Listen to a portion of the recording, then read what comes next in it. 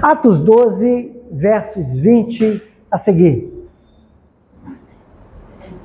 Bem, irmãos, vamos à leitura da palavra de Deus. Nos diz assim: Depois, Herodes foi da Judéia para Cesareia e permaneceu ali durante algum tempo. Ele estava cheio de ira contra o povo de Tiro e Sidom. Contudo, eles se haviam reunido e procuravam ter uma audiência com ele.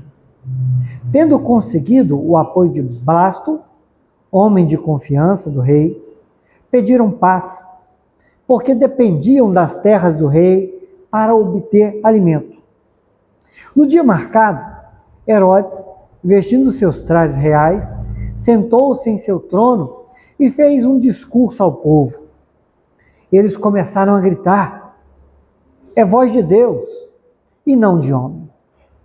Visto que Herodes não glorificou a Deus, imediatamente um anjo do Senhor o feriu e ele morreu comido por vermes. Entretanto, a palavra de Deus continuava a crescer e espalhava-se. Tendo terminado sua missão, Barnabé e Saulo voltaram-se de Jerusalém, levando consigo João, também chamado Marcos. Vamos orar ao nosso Deus. Pai, pedimos em nome de Jesus que o Senhor estenda as tuas mãos sobre nós, nos abençoe e venha falar ao nosso coração, Pai, para a honra e glória do teu santo nome. Amém. Queridos irmãos, hoje eu quero falar com os amados a partir desse texto, considerando um tema: do trono ao sepulcro.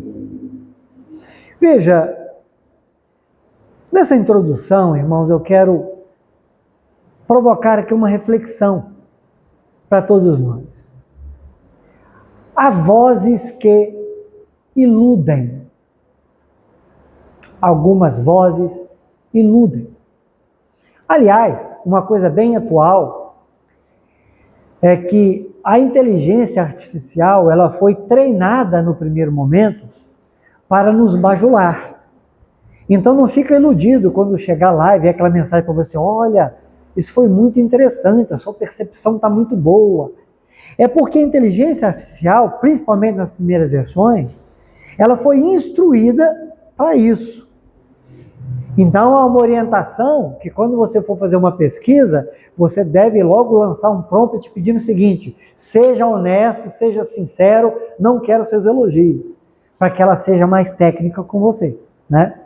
Então veja, há vozes que iludem, mas há vozes que esclarecem. Há vozes que trazem para nós mentiras. E há vozes que estão trazendo para nós verdade.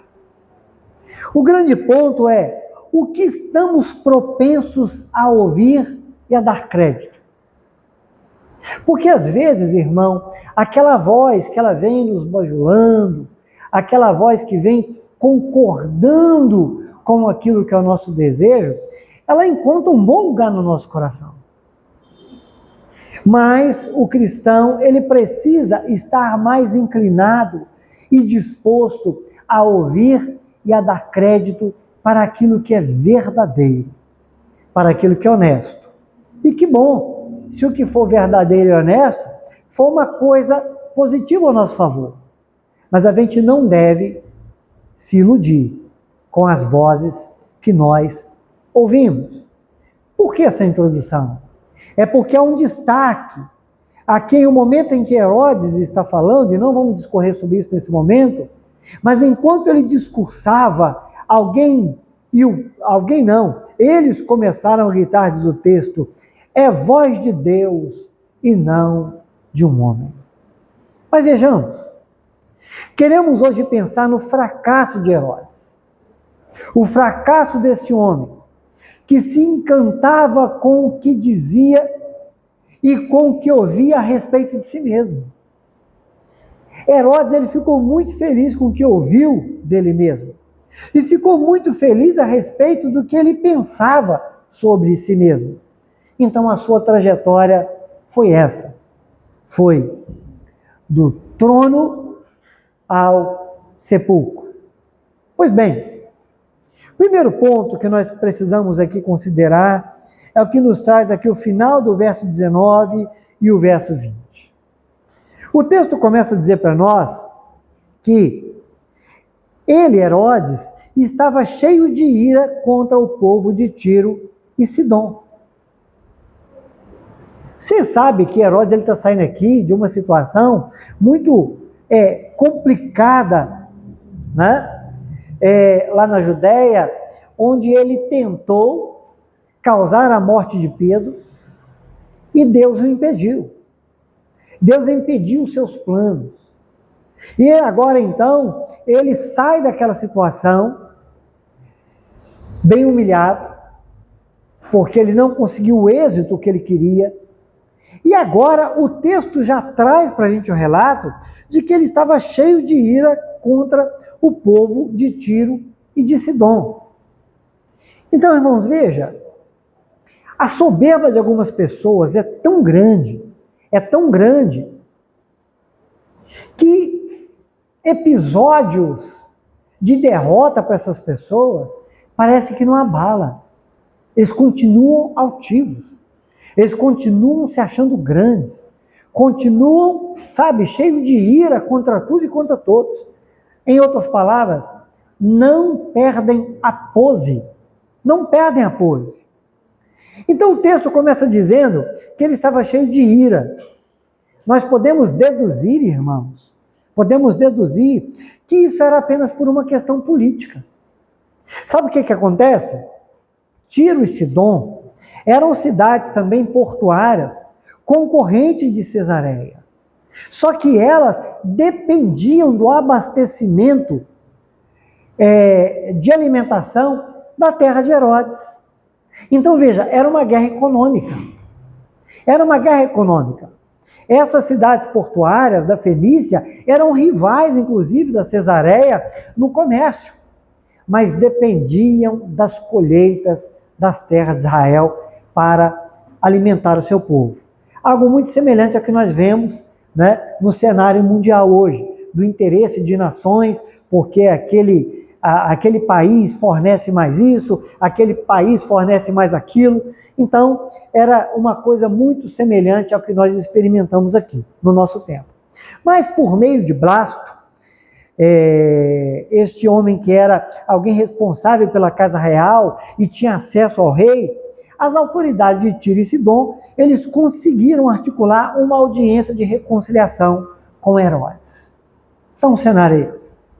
Herodes sai da Judéia, não conseguindo êxito na morte de Pedro para ficar bem com o povo do judaísmo, e ele então volta para Cesareia e já chega ali cheio de ira e encontra ali uma articulação política de outros líderes políticos que queriam se harmonizar com ele. Aí vem o ponto. Uma vez estabelecida a paz, diz o verso 21, que teve um dia marcado para um evento onde Herodes estaria participando. Então perceba, queridos, conseguiram ali naquela articulação estabelecer a harmonia entre Herodes e as autoridades daquelas localidades. Então, o que vai acontecer agora é que vai ter um evento, uma homenagem ao imperador Cláudio. E Herodes, ele vai subir ali no trono com seus trajes belíssimos e resplandecentes para fazer um discurso. Um historiador chamado Flávio Joséfo, ele conta que as roupas de Herodes, elas eram feitas com fios de prata. Então você imagina uma roupa cheia de fios de prata, ao toque dos raios solares. Como que aquilo ficava reluzente, né? Então veja, o texto nos mostra, irmãos, aqui no verso 21, que nesse dia marcado, Herodes, vestindo seus trajes reais, sentou-se em seu trono e fez um discurso ao povo. Eu fico imaginando a pose. Porque aquele homem sentado no trono, com a oportunidade de discursar para muita gente, irmãos, eu imagino que aquele homem não fosse chegar ali com o semblante de quem sofreu uma humilhação na Judéia. Abrindo parênteses, é como muito que a gente vê no meio político hoje, né? A pessoa não perde a pose, apesar dos pesares. Então ele vai discursar. E certamente, irmãos, é razoável a gente supor que ele, naquele discurso, ele não vai dizer, olha, eu estou vindo da Judéia, passei por uma situação muito humilhante, fiz lá botei quase um exército para proteger um homem e deu tudo errado, eu voltei de lá para cá porque eu não sabia onde enfiar minha cara. Muito dificilmente ele diria algo desse tipo, tá? E veja, ele então faz ali um discurso e o texto não diz para a gente qual era o conteúdo daquele discurso, mas eu tenho certeza, irmãos, que o discurso dele combinava muito com a roupa, combinava muito com o trono, combinava muito com a posição que ele ocupava. É muito difícil imaginar que ele fosse falar algo diferente da posição que ele podia ostentar. A sua fala era harmônica com o trono, com as vestes e principalmente com os desejos que dominavam o coração dele, com a vaidade que inundava o seu coração. E certamente também era um discurso que desafinava em relação à sua própria consciência. Desafinava. Mas acontece que depois daquele discurso, irmãos, o povo começa a gritar, é voz de Deus e não de homem. É voz de Deus. É voz de Deus e não de homem. O povo ficou impressionado. O que esse povo ouviu, irmãos, que fez com que eles se sentissem tão abençoados assim? O que esse povo ouviu a ponto deles declararem que aquilo era uma voz de um Deus, e não podia ser uma voz de um simples homem. Será que ouviram o que gostaram e o que queriam ouvir? Irmãos, discernir a voz de Deus da voz de homens é uma necessidade de cada um de nós. Nós precisamos buscar mais sabedoria, nós precisamos buscar mais discernimento para a gente distinguir voz de Deus de voz de homens. É muito comum ouvir homens e achar que é Deus que está falando. E nesse tempo, então, irmãos, que muita gente se coloca como porta-vozes de Deus, o nosso cuidado tem que ser triplicado, quadriplicado. Porque muitos homens falam dizendo que é Deus falando. E principalmente no meio da fé, isso é um grande problema. Precisamos distinguir melhor quando é Deus falando de quando é homem falando. Então, ocorre que o texto vai nos mostrar, irmãos, que, visto que Herodes não glorificou a Deus a partir disso que ele ouviu, imediatamente um anjo do Senhor o feriu e ele morreu, comido por vermes. Aqui a gente precisa considerar algumas coisas. O que a gente entende como o ato de glorificar? Muitas pessoas reduzem glorificar a Deus com expressões de fala, como abrir a boca e dizer glória a Deus. Mas glorificar a Deus, irmãos, não se reduz ao que dizemos. Glorificar a Deus, sobretudo, está relacionado pela forma como nós vivemos. Até porque a boca pode falar de uma coisa e o coração ter outra. O profeta Isaías falou isso. E Jesus repetiu isso em Mateus 15:8. Este povo me honra com os lábios, mas o seu coração está longe de mim. Então veja, glorificar a Deus não pode ser reduzido ao ato de dizer em algum momento, glórias a Deus. Glorificar a Deus é algo que nós precisamos expressar com a nossa vida. Agora tem um ponto importante para a gente considerar aqui. O texto diz que Herodes, em algum momento, como muitos ousados fazem hoje, dizendo, Deus está falando aqui, ouça o que Deus está falando através da minha boca. Sendo que não é a palavra de Deus que está sendo dita. Diferente disso, você não vê aqui Herodes dizendo que é Deus que está falando. Ele estava discursando. Quem disse que era a voz de Deus foi o povo. Então Herodes, ele não se intitulou Deus aqui. Ele não se intitulou. Mas ele aceitou ser comparado a um Deus. É voz de Deus e não de homem. Verso 23. Visto que Herodes não glorificou a Deus, imediatamente veio uma sentença. Amados irmãos, percebamos isso. Ele aceitou uma glória que ele não deveria aceitar. E é curioso a gente pensar que no nosso tempo há muitos que estão buscando uma glória que não podem ter.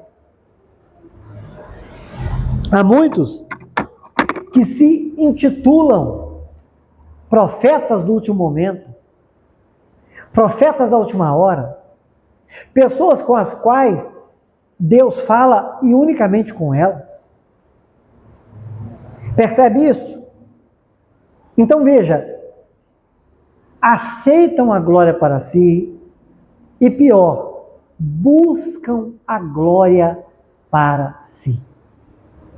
É uma soberba, irmãos, espiritual. Uma soberba espiritual. Suas vestes e seu trono, sua importância na sociedade, de fato ele era um rei, o faziam sentir-se bem mais do que ele era. Isso é um problema, irmãos. Quando a gente começa a achar que nós somos mais do que o que verdadeiramente somos. Será, uma pergunta para mim e para você, que o que temos ou algo que fazemos tem feito com que eu e você nos sintamos que somos mais do que o que somos de verdade? Será que o que eu faço me leva a pensar que eu sou algo que eu não posso ser, que eu sou maior do que aquilo que eu devo me considerar? Aliás, irmãos, o que somos? O que nós somos? Porque Paulo uma vez chegou e falou assim, olha, eu não tenho a minha vida por preciosa, a não ser que a minha vida sirva para glorificar a Deus. O que nós somos? Irmãos, a Bíblia chega a comparar para a gente, na carta de Tiago, que a nossa vida é como um vapor. Como um vapor. E muitas vezes, irmãos, nós ficamos achando que nós somos coisa demais.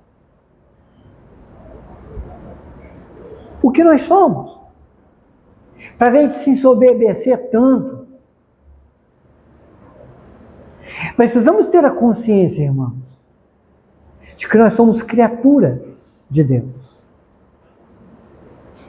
feitos filhos pela graça e misericórdia de Deus, salvos pela bondade e ato gracioso de Deus. Por que nós achamos que somos muita coisa?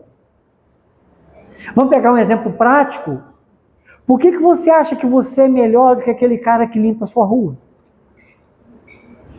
Por que você acha que você é superior àquele cara que capina o seu quintal? Por que você acha que você é melhor do que a pessoa que passa sua compra no caixa do supermercado?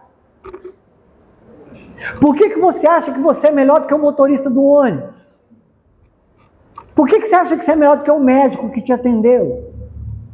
Por que você acha que você é melhor? Irmãos, só um comentário, abrindo um parênteses. O cemitério nos iguala. O cemitério nos iguala de novo. De novo, mais uma vez. Porque, como Paulo escreveu na carta, não me falha a memória, a Timóteo, nós chegamos nus nessa vida, sem ter nada. Aí, os pais que têm uma condição melhor, pegam aquele que chegou nu, que foi formado pelas mãos de Deus, coloca num berço melhor, dá uma roupinha melhor, um quartinho melhor, usa um shampoozinho melhor, um sabonete melhor. O que não tem nada, usa o que tem, bota num bercinho qualquer, ou num chão, num paninho. Então veja, os que já estão aqui é que vão adornar aquele que veio somente na sua nudez, que deu aquele primeiro respiro em algum lugar, seja numa parteira, num canto bem distante de tudo, seja no melhor hospital da cidade. Aquele fôlego é vida de Deus.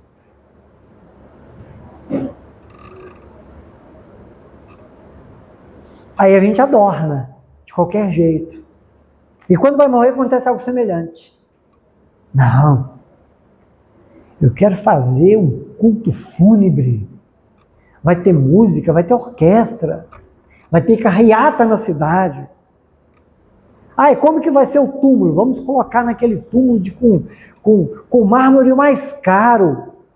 As flores da melhor qualidade. Vamos fazer a coisa bem bacana mesmo. Mas aí, meu irmão, não tem jeito. Vai ser igualado de novo. Fechando o parênteses, só para dizer o seguinte, irmãos, o que somos? Porque o trono daquele homem fez ele se considerar um Deus. Aliás, ele tirava a vida das pessoas se sentindo alguém no direito de fazer isso, pelo simples prazer de formar e fazer crescer o seu nome entre os povos.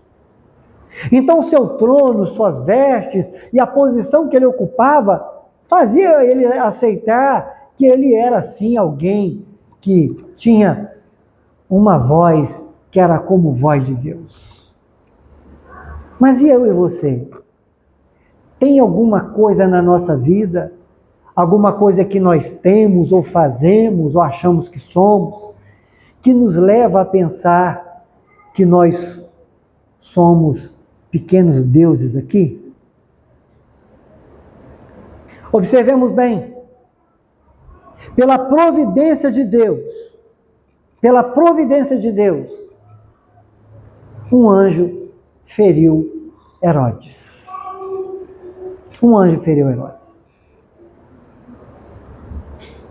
Aí, queridos, precisamos aqui considerar uma coisa interessante.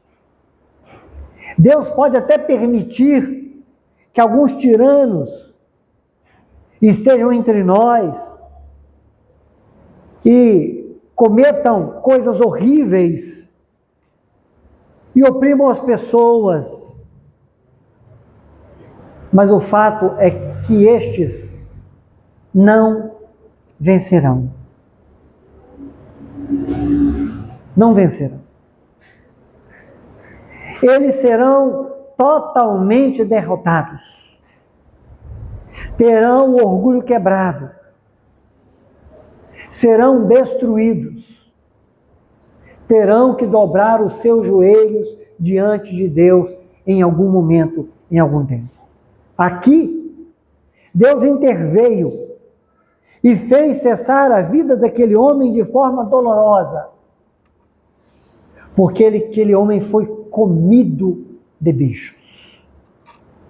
Aquele homem foi devorado, morreu num duro sofrimento. E isso foi uma determinação de Deus. Aí, queridos, vejamos sobre essa ação de Deus. Às vezes as pessoas pensam que, ao se afastarem de Deus, elas vão sofrer apenas a consequência natural dos seus atos. Não é assim que muita gente diz? Não, eu sou dono da minha vida, quem manda na minha vida sou eu faço o que eu quiser e a conta eu pago depois, não quero nem saber. Muita gente pensa assim. Muita gente acha que vai fazer o que quer fazer, viver do jeito que quer viver, e o máximo que vai sofrer é a consequência daquilo que plantou. Mas no entendimento dessas pessoas, é apenas a consequência daquilo que ela fez. Ou seja, não vão prestar contas para Deus, mas vão. Vão. O texto está mostrando uma realidade, irmãos. Decretar a morte de Herodes foi um ato de Deus. O ponto final na vida de Herodes foi dado por Deus. Foi dado por Deus. Isso deve nos levar a encarar os fatos da vida de uma forma diferente. Sabe o que uma vez o profeta Daniel disse sobre Deus? O profeta Daniel disse que Deus muda os tempos, as estações. Deus remove reis e estabelece reis. Deus dá sabedoria aos sábios e entendimento aos inteligentes. Portanto, nós costumamos ver tudo, irmãos, apenas de uma maneira natural. Mas o Senhor é aquele que abate reinos e exalta reinos.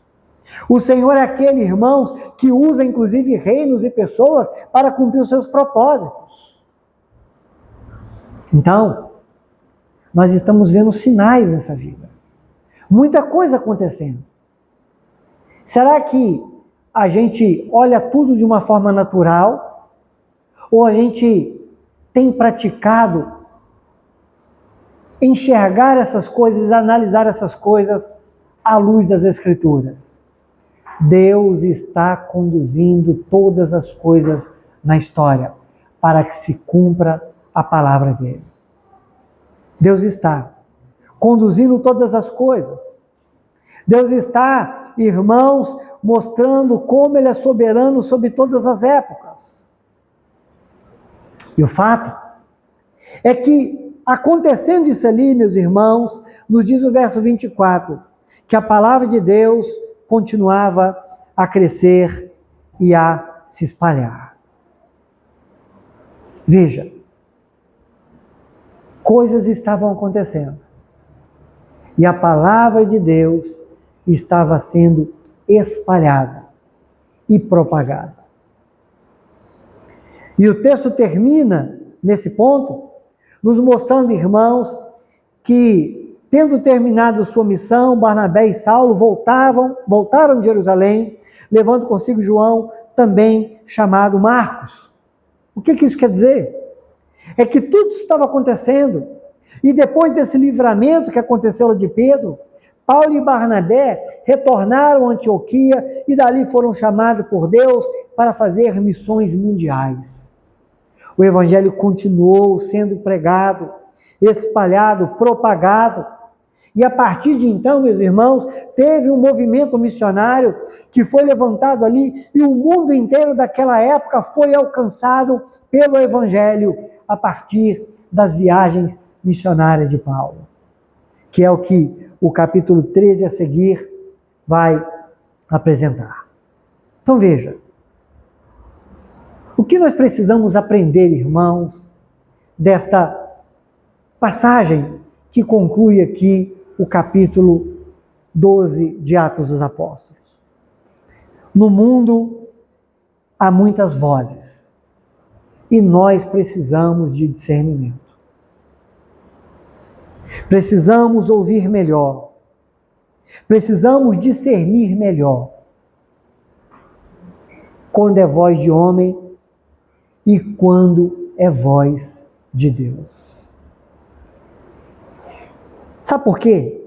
Muitas das vezes, o nosso coração vai ser movido pelo que a gente ouve. Reflita, a multidão fez aquele ato de adoração a Herodes, por quê? Por causa do discurso de Herodes. Herodes fez um discurso e o povo admirou. Isso é voz de Deus, não é voz de homem. Mas, simultaneamente, Herodes teve um ato de adoração a si mesmo, pelo que ouviu da multidão. Então, percebe? São ídolos sendo alimentados. E nós precisamos perceber os ídolos para que a gente possa discernir se a gente tem alimentado ídolos no nosso coração, perto de nós. Devemos concluir também, irmãos, uma coisa muito importante. Às vezes nós lemos esse texto aqui e a gente fica assim, brincadeira, hein, Herodes? Como é que você entrou numa dessa? Sabe por quê? Porque a gente costuma pensar que nós somos melhores do que os vilões da Bíblia. A gente costuma pensar que a gente é como Paulo em alguns momentos, mas a gente nunca para pensar que a gente se parece muito com Herodes em certos momentos da vida da gente, né? Mas veja, nós devemos concluir que nós não somos melhores que Herodes. Sabe por quê? Porque, entre aspas, ser comido de bicho era um destino certo para todos nós. Não no sentido de que a forma da morte seria a mesma, igual. Mas a morte, pela condenação de uma vida longe de Deus, de uma vida onde não se glorifica a Deus, de uma vida onde não há comunhão com Deus, seria sim o destino de todos nós. Mas, irmãos, por que que isso não é o que está determinado para nós? Sabe por quê? Por causa de outra voz. Não estaríamos livres desse destino terrível se não fosse uma voz que ecoou no Calvário. Está consumado. Eu estou pagando pelo pecado do Nicolas. Eu estou pagando pelo pecado da Ofélia. Se não fosse essa voz, não haveria esperança para nós. Não estaríamos seguros, irmãos, nessa caminhada da vida, se não fosse a mesma voz, a voz de Cristo dizendo, e lembrem-se disso, eu estou com vocês todos os dias, até a consumação dos séculos. Meus irmãos, louvado seja Deus pela obra de Cristo, pela obra salvadora do Senhor. Louvado seja Deus, que nos fez ouvir a sua voz, e recebemos a palavra dele no nosso coração, e recebemos o seu perdão, e não seremos, irmãos, não seremos condenados à morte eterna. Experimentaremos, antes da volta dele, a morte aqui, porque está ordenado ao homem morrer. Mas, ainda mortos, teremos a vida eterna, porque essa é a promessa. E se ele vier, irmãos, se ele voltar, antes de experimentarmos essa morte aqui, a morte natural, como chamamos, iremos com ele para onde ele está, porque é isso que ele prometeu. Em nome de Jesus. Vamos orar, nosso Deus. Pai, agradecemos ao Senhor pela salvação em Cristo Jesus. Agradecemos ao Senhor pelo consolo e presença do Deus Espírito Santo, da pessoa do Espírito Santo em nós, para nos conduzir até o último dia da nossa vida aqui.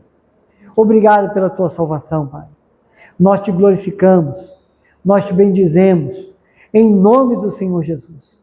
Conduz a nossa vida, Pai, para que a gente esteja sempre atentos ao Pai, para as vozes que estamos ouvindo, para as vozes que estamos seguindo, para que prevaleça no nosso coração sempre a boa, agradável voz do Senhor, que nos conduz à verdade, que nos conduz à vida eterna.